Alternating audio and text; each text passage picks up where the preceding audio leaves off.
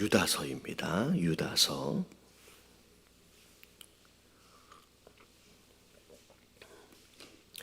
유다서 1장 1절서부터 10절까지 말씀입니다.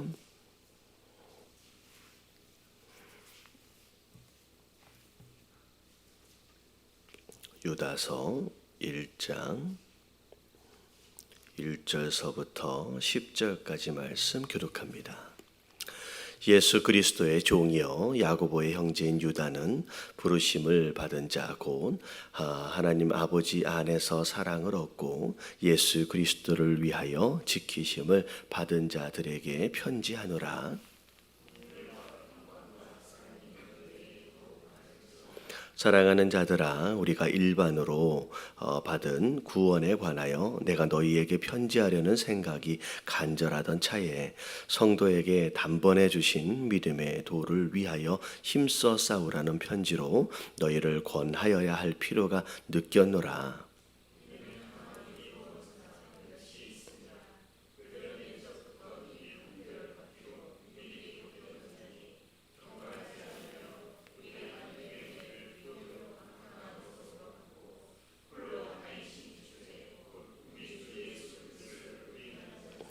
너희가 본래 모든 사실을 알고 있으나 내가 너희로 다시 생각나게 하고자 하노라.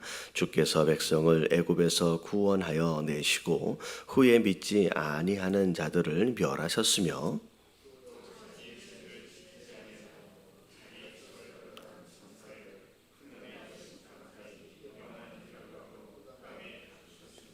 소돔과 고모라와 그 이웃 도시들고 그들과 같이 행동으로 음란하며 다른 육체를 따라가다가 영원한 불의 형벌을 받음으로 거울이 되었느니라.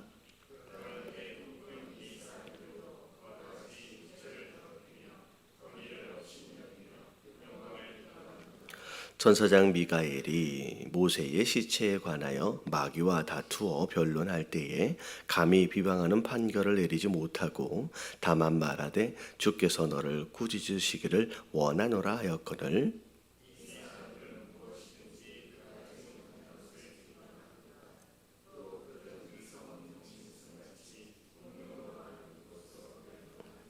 아멘. 자, 오늘 1장 1절을 보니까 예수 그리스도의 종이다. 그리고 야고보의 형제인 유다는 이렇게 시작합니다. 유다서는 유다가 썼어요. 유다가 썼다 그러니까 이제 머릿속에 싹 먼저 떠오르는 인물이 가룟 유다잖아요. 그래서 가룟 유다는 아닐 것 같은데 그런 생각을 하게 될 겁니다.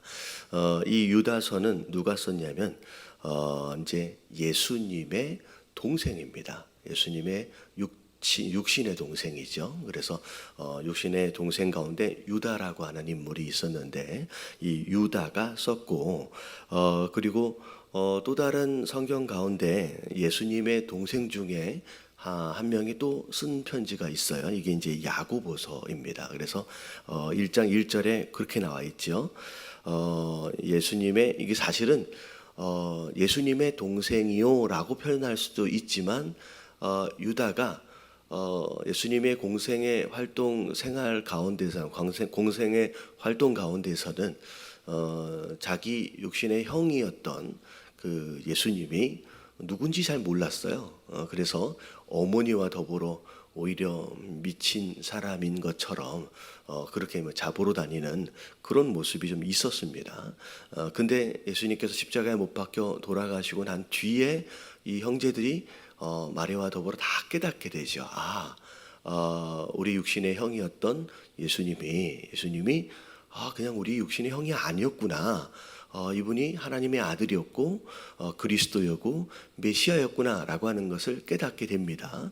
자, 그리고 나서부터는 사실 예수님이 살아계셨을 때는 형이라고 불렀을 것 같은데 어떻게 보면 이제 이후로는 예수님을 본인의 형이라고 감히 말하지 않죠. 오히려 뭐라고 얘기하냐면 예수 그리스도의 종이다라고 자기를 철저하게 낮추면서 표현을 합니다. 자, 그리고 함께 어떻게 보면 유대와 더불어서 사도로서의 활동을 쭉 하고 있는 그 형제 야고보, 야고보의 형제다라고 하면서 자기가 누군지를 밝힙니다.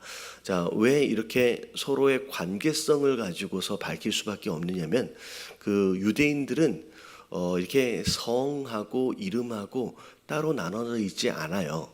그냥 이름만 있습니다. 그리고 이름이 그냥 흔하게 쓰는 이름들을 다 써요. 그래서 성경에 나오는 마리아만 해도 몇 명이 있잖아요. 그러니까 그냥 마리아 하면 사람들 막 많이 모여있을 때 마리아 하면 그냥 한 열댓 명이 돌아보고, 조셉 하면 열댓 명이 돌아보고, 이렇게 이제 유대인들은 이게 같은 이름을 쓰는 사람들이 많아요.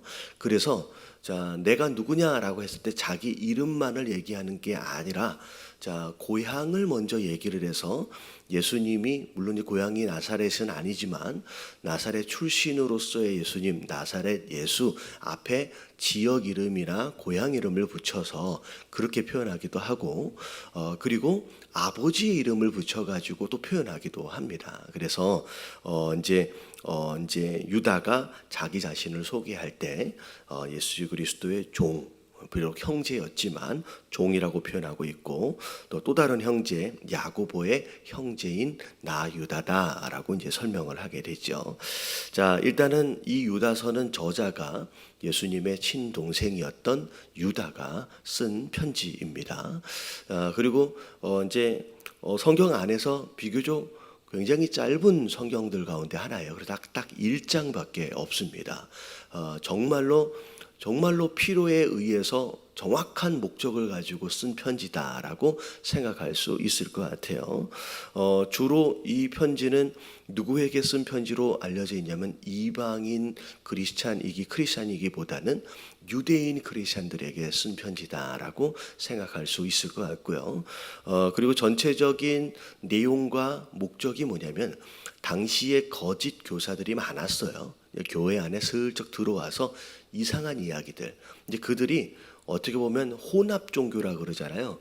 어떻게 보면 예수교를 믿는 듯 하지만 그들의 생각의 바탕이 어찌 보면 성경이 아닌 헬라 철학, 다른 이방 종교의 어떤 가치관을 기초로 해가지고 성경을 이제 말씀을 받아들인, 그래서 약간 어떤 의미에서는 영지주의, 혼합 종교 뭐 이런 식의 가치관을 가지고서 교회 안에서 이상한 교리나 이상한 가르침을 자꾸 이제 전파하는 사람들이 있었다는 거죠.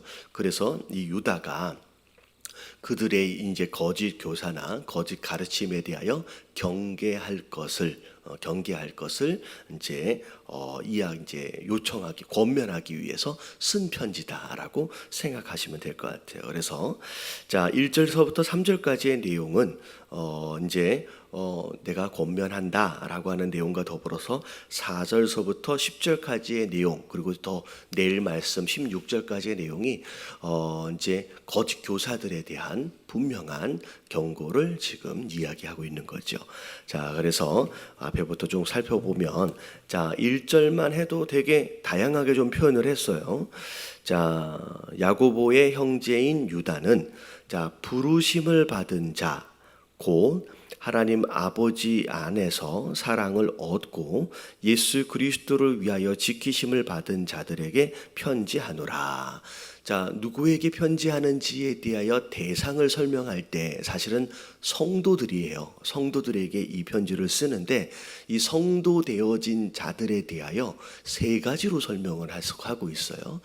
이 세 가지가 어떻게 보면 약간 뭐라 그럴까요? 뭐 과거, 현재, 미래의 개념처럼 그렇게 좀 정리를 한 세 가지로 좀 이제 설명이 될 수 있는데, 처음에 유다는 해놓고선 자, 뭐라고 설명하고 있냐면 성도는 자, 어떤 사람이냐면 부르심을 받은 자예요. 부르심. 그러니까 다시 말하면 내가 예수님을 내가 예수님을 믿어야지 하면서 스스로 결단해서 성도가 되려 한 것이기보다는 전적인 하나님 주권 아래서 우리를 뭐 해주신 거예요? 이 썩은 세상 가운데서 불러주신 거예요. 그래서 첫 번째 나오는 게 뭐냐면 부르심을 받은 자, 이게 성도라는 거죠. 그러니까 내가 이 자리에서 예배하고 있는 거 이 자체가 뭐 내가 믿었고 내가 선택했고 내가 결단해서 여기까지 왔다라고 하기보다는 오히려 하나님께서 우리를 불러주셨기 때문에 이게 절대적 하나님의 주권 아래서 은혜로 말미암아 우리가 성도가 된 거라는 거죠. 첫 번째 성도 되어짐의 개념은 우리가 주체가 아니라 하나님이 주체로서 우리를 이 세상 안에서 불러주신 거예요. 이게 성도 되어짐의 시작입니다.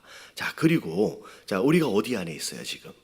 하나님 아버지 안에서 사랑을 얻고 있다라고 우리의 현재의 모습을 이렇게 설명하고 있습니다. 굉장히 하나님이라고 설명할 수 있을 것 같은데 아버지라고 의도적으로 이 아버지를 넣어서 성도 되어진 자들은 하나님과 무슨 관계라는 거예요? 아버지와 아들과의 그런 관계다라고 하는 거죠. 그런 관계 안에서의 사랑이다라고 하나님께서 우리에게 허락하시는 사랑을 부모와 자식, 아버지와 자녀와의 그 사랑 관계로 다시 한번 정리를 하고 있는 거죠. 그래서 성도 되어진 자는 아버지의 사랑 안에 그 사랑을 얻은 자로서의 삶이 성도 되어진 자의 모습이라는 거예요. 그래서 우리가 지금도 그 사랑을 받고 있는 자다라는 거죠. 자, 그리고 세 번째가 뭐냐면 예수 그리스도를 위하여 지키심을 받은 자라고 설명하고 있어요. 자, 세 번째가 뭐냐면 하나님이 우리를 보호해 주신다는 거예요. 보호해 주신다. 근데 이유가 뭐냐면 목적이 뭐냐면 예수 그리스도를 위하여라고 나와 있어요. 그러니까 성도 되어진 자들은 그러니까 이스라엘이라고 하는 그 구약의 하나님 백성들은 그 하나님 백성들 이름 안에 누구의 이름이 있었어요? 그들 이름 안에 하나님의 이름이 있었어요. 그래서 그들을 하나님이 지키시고 보호하신 이유가 뭐라고 얘기하냐면 내 이름을 위해서 내가 너를 지킨다고 말씀하셨거든요. 근데 성도, 그러니까 크리스찬이라 그러잖아요. 크리스찬이라고 하는 이름 안에 누구의 이름이 있냐면 예수 그리스도의 이름이 있어요. 그래서 우리를 지키시고 보호하시는 이유가 뭐냐면 우리 이름 안에 누가 있어요? 예수 그리스도의 이름이 있어요. 그래서 우리가 잘못하면 누가 욕을 먹어요? 예수님이 욕을 먹어요. 교회가 잘못하면요 하나님과 예수님이 같이 욕을 먹는다는 거죠. 그래서 구약의 이스라엘 백성들이 잘못했을 경우에 하나님의 영광이 가리는 것처럼 우리가 잘못하면 예수님의 이름이 욕을 먹어요. 그래서 예수 그리스도를 위해서 우리를 지키시고 보호하신다는 거죠. 그래서 성도 되어진다라고 하는 건 단순히 내가 예수님을 믿었기 때문에 그냥 예배를 드리는 자이기 때문에 라고 생각할 수도 있지만 오늘 1절에 나와 있는 것처럼 이 유다가 굉장히 소상하게 성도 되어짐을 정리하고 있어요. 그래서 오늘 첫 번째 기도 제목은 이거예요. 내가 성도인데 내가 어떻게 성도가 되었을까? 그리고 내가 어찌하여 지금 성도 되어짐에서 내가 무엇을 누리고 있는지, 내가 부르심을 받은 자구나. 내가 주체가 아니구나. 이게 다 은혜구나. 하나님이 나를 선택하신 거구나.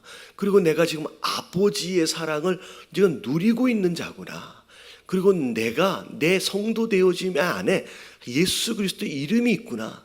내가 어떻게 사느냐에 따라서 예수님이 영광을 받으실 수도 있지만 우리 예수님의 영광을 가리는, 그래서 예수님의 이름을 위해서 내가 보호하심을 받고 있는 자구나라고 하는 것을 여러분 기억하신다 가운데 여러분 성도 되어짐에 합당한 삶을 여러분 이 하루도 살아내길 위하여 여러분 함께 기도하시게 되길 주님의 이름으로 축원합니다. 자, 그래서 1절로 성도 되어짐을 설명해요. 자, 너희들에게 내가 편지하는데, 자, 우리 성도 되어짐의 안에서 필요한 게 세 가지가 있대요. 긍휼과 평강과 사랑이 너희에게 더욱 많을지어다. 이 사실은 이 긍휼과 평강과 사랑이 사실 이 위에 다 나온 얘기예요. 하나님께서 우리를 불쌍히 여겨주셨어요. 그리고 하나님이 우리와의 깨어진 관계를 회복하시기 위해서 우리를 안으신 거예요. 그리고 하나님이 우리에게 먼저 사랑을 베풀어 주셨어요.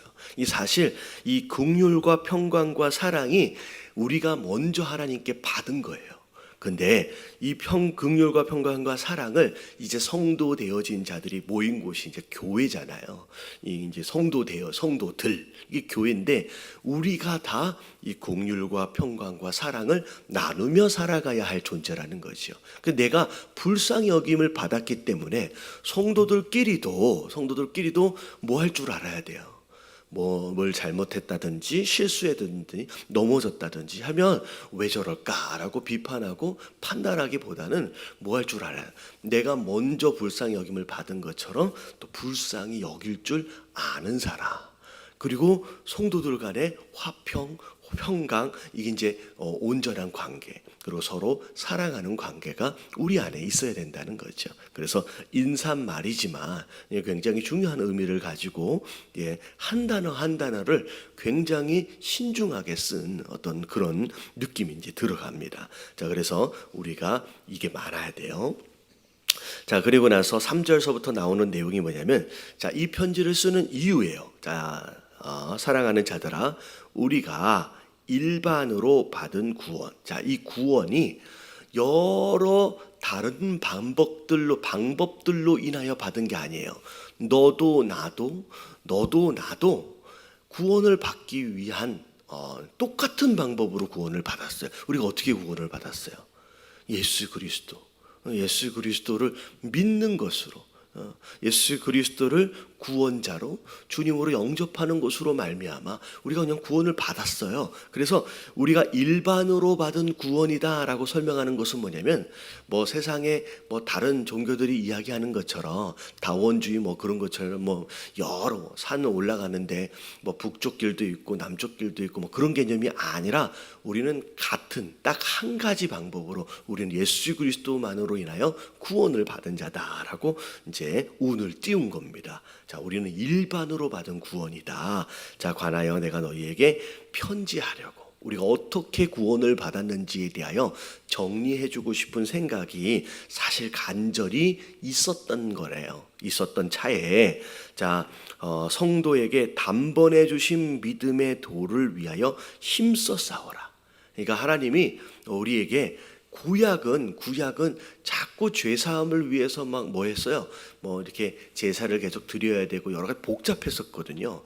제사도 드려야 되고 율법도 지켜야 되고 뭐 절기도 지켜야 되고. 근데 예수 그리스도로 인하여 우리가 구원을 받았는데 우리가 받은 믿음의 도는 단번에 받은 도다. 자, 근데 이것을 지켜내기 위해서 힘써 싸울 수 있도록을 위해서 내가 너에게 권면할 필요가 있어서 내가 이 편지를 쓰는데, 왜 갑자기 이 편지를 쓰게 됐느냐? 4절에 이유가 있어요. 자, 이는 갑자기 들어온 몇 사람이 있었어요. 사람 몇이 있음이라. 그들은 옛적부터 이 판결을 받기로 미리 기록된 자니. 자, 이 이제 거짓 교사들에 대한 내용인데, 자, 미리 말을 하는 거예요. 이 자들은 하나님이 반드시 심판할 자라는 거예요. 이 자들을 하나님이 가만히 내버려 두지 않을 거라는 거예요. 아예 예전부터 이 사람들은 하나님의 심판을 받을 자다라고 먼저 운을 띄우는 겁니다. 자, 경건하지 아니하여 우리 하나님의 은혜를 도리어 방탕한 것으로 바꾸고 홀로 하나이신 주제 곧 우리 주 예수 그리스도를 부인하는 자니라. 그러니까 이단되어진 자들의 특징 중에 하나가 뭐냐면, 일단 예수 그리스도의 주되심을 부인해요. 그래서 소위 말하면 영지주의라고 해서 영적인 것만이 굉장히 거룩한 것이고 육신에 관해서는, 육체적인 거에 대해서는 아주 타락하고 경멸해야 될 존재인 것처럼.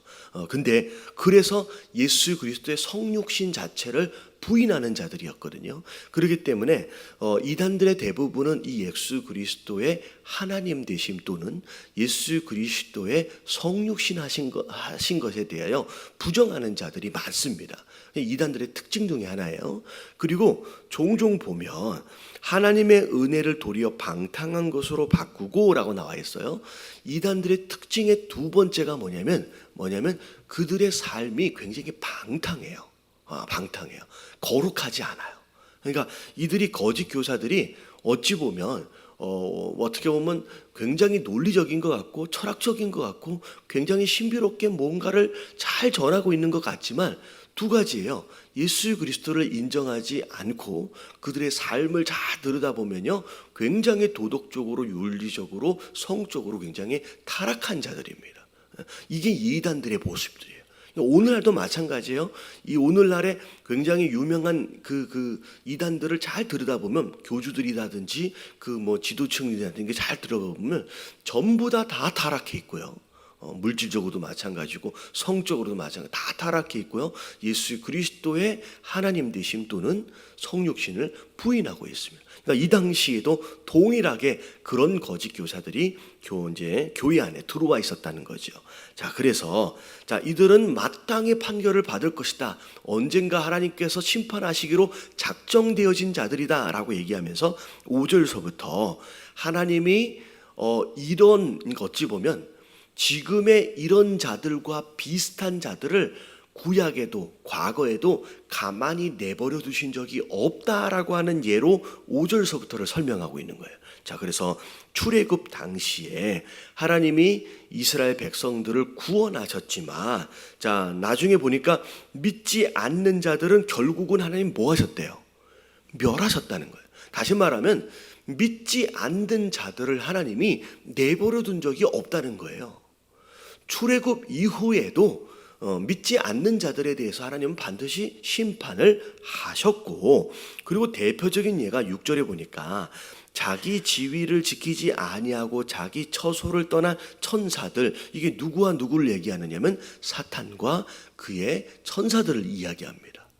그래서 심지어 그 천사들조차도 자, 큰 날의 심판까지 영원한 결박으로 흑암에 가두어졌다. 심지어 천사들조차도 자기 지위를 지키지 않고 불순종했던 자들을 하나님이 내버려 두신 적이 없다라는 거죠.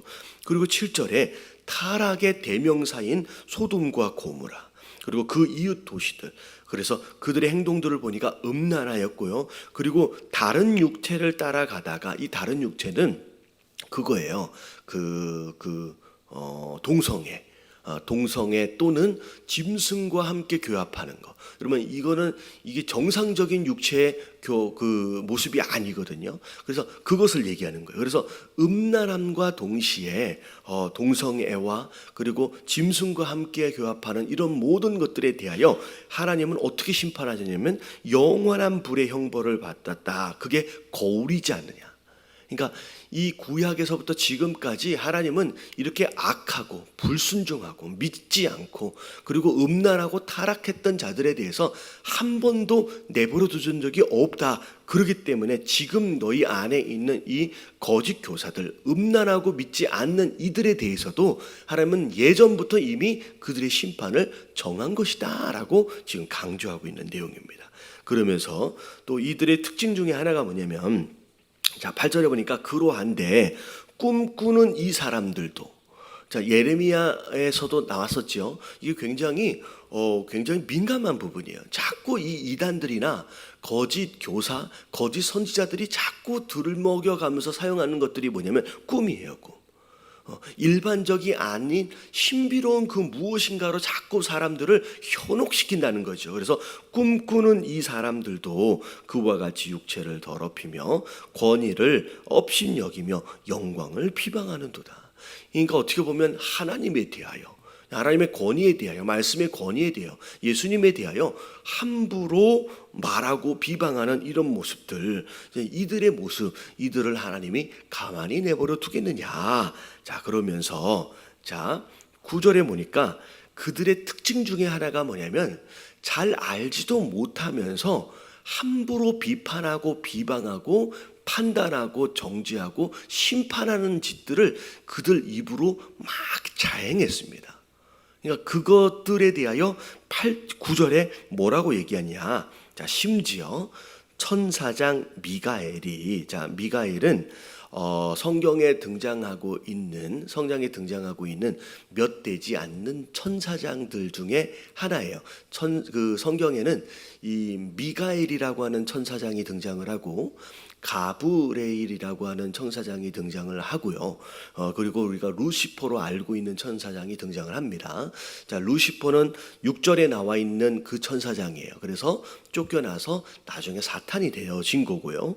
그리고 미가엘은 천사장으로서 하나님의 어떤 역할을 감당하느냐?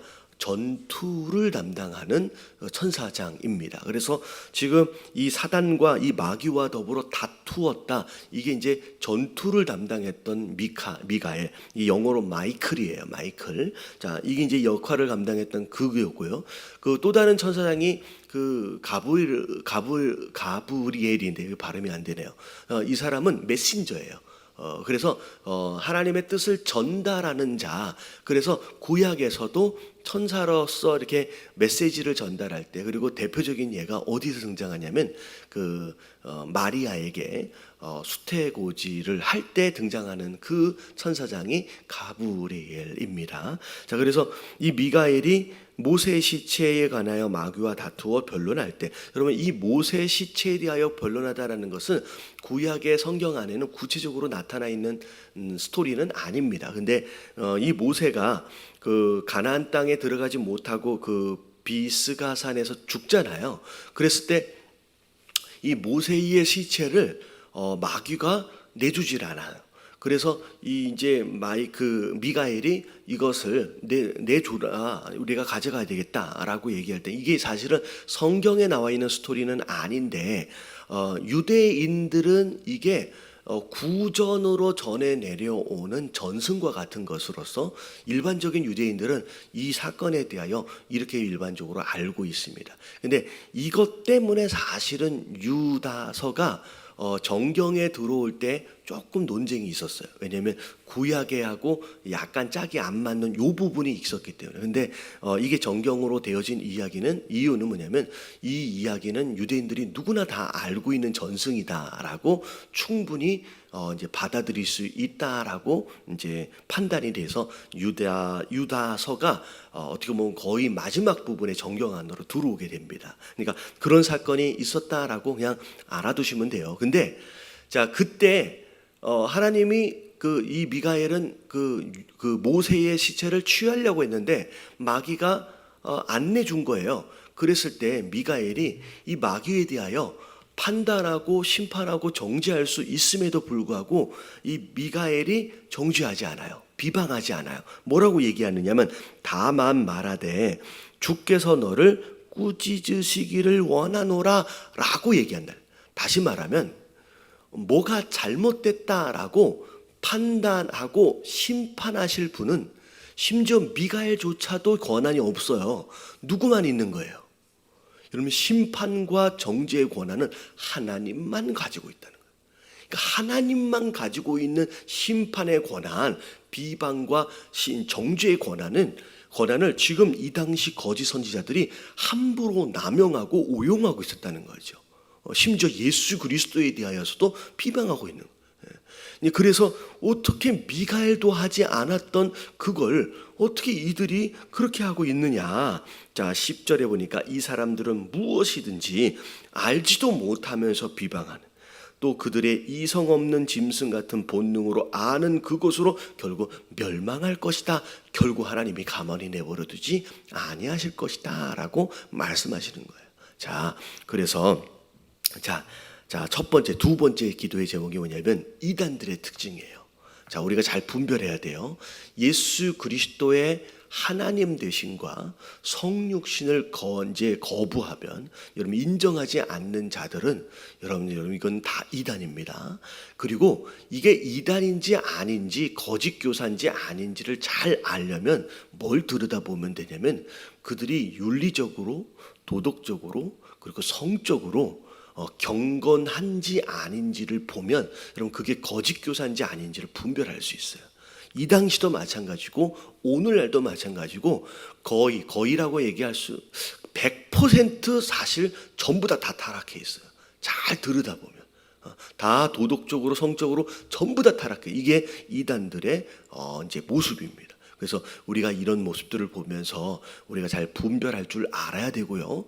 그리고 이단들의 세 번째 특징이 뭐냐면 여기 나와 있는 것처럼 자꾸 하나님의 말씀이 아닌 꿈이나 환상이나 자꾸 신비스러운 그 무엇인가로 우리의 마음을 현혹시키려고 해요. 그래서 말씀이 아닌 자꾸 내가 뭘 봤느니 내가 뭘 들었느니 하는 것으로 자꾸 우리의 마음을 미혹하고 있다. 여러분 이건 이단의 술책들 중에 하나입니다. 우리가 분별할 줄 알아야 돼요. 그리고 네 번째 특징이 뭐냐면 자꾸 정죄해요. 판단해요. 그러니까 강단에서 누군가에 대하여 자꾸 정죄해버리든지 자꾸 평가한다든지 아니면 심지어 자기가 심판주로서의 권한을 이 강단에서 행사를 합니다. 근데 여기 말씀이 나오는 거 보면 미가엘조차도 안 했다는 거예요. 심판하고 정죄하고 비방할 수 있는 분은 하나님 분이라는 거죠. 그래서 이게 이단들의 특징 중에 하나예요. 자꾸 이렇게 이런 모습들, 이게 이제 네 가지 특징. 우리가 이것을 이 네 가지 기준을 가지고 이게 거짓 교사인지 이단인지 아닌지를 분별할 수 있어야 합니다. 그리고 그래서 이제 두 번째 우리가 기도의 제목이 뭐냐면 하나님 이런 자가 되지 않게 하여 주시옵시고 하나님 이런 자가 있을 때 하나님 분별할 줄 아는 자가 되게 하여 주시옵소서. 여러분 이게 남일 수도 있고 나일 수도 있어요. 이게 다른 사람 이야기가 아니에요. 항상 나를 거울로 비춰봐야 돼요. 내가 여기 나와 있는 것처럼 나는 순종하고 있느냐, 내가 정말 말씀이 아닌 다른 것을 가지고 자꾸 이상한 얘기를 하고 있느냐. 여러분 이것을 우리 스스로 분별할 줄 알아야 됩니다. 그리고 제가 한 가지만 더 말씀을 드리면 종종 이런 논쟁들이 있어요. 열심히 믿었다가 타락했어요. 그러고 나서 죽었어요. 갑자기 회개할 기회가 없었어요. 여러분 이 사람들이 여러분 구원을 받아요, 못 받아요? 대표적인 예로 교회를 다녔는데 우울증 때문에 아니면 더 어떤 이유들 때문에 자살을 해서 죽어버렸어요. 여러분 이 사람이 천국을 가요, 못 가요? 그리고 또 대표적인 얘기가 뭐냐면 아주 어린 아이가 죽어버렸어요. 이 아이는 아직 지각이 없어요. 이성이 없어요. 그래서 하나님 누군지 몰라요. 고백하지도 않았어요. 근데 죽어버렸어요. 여러분 이거 천국을 가요, 못 가요? 되게 어려운 질문입니다. 사실은 장례식에 제가 집례를 하려고 할 때 권사님, 집사님 어떻게 보면 사실은 믿는 분의 장례식은 너무 마음이 편해요. 근데 믿는 분의 가정인데 되게 애매한 분 계시잖아요. 젊었을 때는 교회를 다녔는데 지금은 아예. 근데 돌아가셔서 그럼 뭐라고 얘기할 되게 난감해요. 여러분 이거는 굉장히 어려운 질문들 가운데 하나인데 오늘 거기에 해답이 나오는 거예요. 판단하시고 심판하실 분은 누구예요? 여러분 하나님 뿐이에요. 여러분 미가엘도 천사장도 그들의 영혼에 대하여 비방하지 않아요. 못했어요. 판단하지 못하고요. 심판하지 못해요. 하물며 우리가 누군가의 구원에 대하여 우리가 결정할 권한은 없는 거예요. 그래서 우리는 최선을 다해서 이 땅에서 믿음을 가질 수 있도록 최선을 다하여 전도하고 선교해야 합니다. 그러니까 우리의 역할이에요. 근데 우리가 하지 못했어요. 그러고 나서 돌아가셨어요. 그러고 나서 죽었어요. 그러면 그것에 대해서는 천국을 갔다, 구원을 받았다, 못 갔다라고 우리의 입으로 말할 수 있는 권한이 사실 우리에게는 없는 거예요. 우리 손을 떠난 이후에서는 그냥 우리는 뭐 할 수밖에 없어요. 이제 이후는 누구에게 달려있어요? 하나님께 달려있다라고 올려드릴 수밖에 없는 거예요. 그래서 여러분 누군가가 물으신다라고 한다면 여러분 이 내용을 근거로 나는 심판할 권한이 없습니다. 심판할 누군가의 구원에 대하여 나는 결정을 내릴 만한 권한이 없습니다. 누구만 있다? 하나님만 있다라고 하나님께 맡겨드리는 것이 가장 성경적인 대답입니다. 그래서 오늘 함께 기도하실 때 하나님, 자, 첫 번째 성도 되어짐이 어떠한 것이냐라고 하는 것을 다시 한번 기억하면서 오늘 성도답게 살게 하여 주시옵소서. 그리고 오늘 나와 있는 이 거짓 교사 이단의 모습, 하나님, 내가 이런 모습으로 살아가지 않게 하시고, 하나님 거꾸로 하나님 이런 자들을 내가 잘 분별할 줄 아는 사람이 돼서 하나님 이 마지막 시대를 삶에 있어서 우리 미혹되거나 유혹되지 않는 건강하게 신앙생활을 잘 해갈 수 있는 성도가 될 수 있도록 해달라고 우리 다 같이 주님 한번 부르짖고 통성으로 기도하며 오늘 하루 시작합니다. 시작. 주님